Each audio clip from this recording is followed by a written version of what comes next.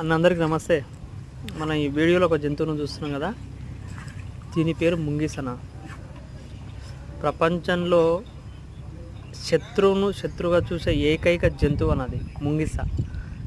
ముంగిస పాముకు అసలు పడనే పడదన్న. అవి రెండు బద్ధ విరోధులు.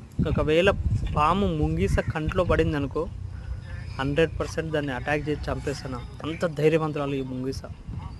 పల్లెటూరులో మన తాతలు కూడా అంటుంటారు,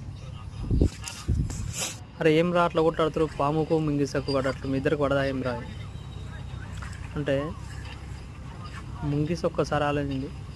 ముంగిస పామును ఎప్పుడైనా శత్రువుగానే చూసి శత్రువును ఎక్కడ ఉంచాలో అక్కడే ఉంచేటటువంటి తెలివంతులలో ముంగిసన.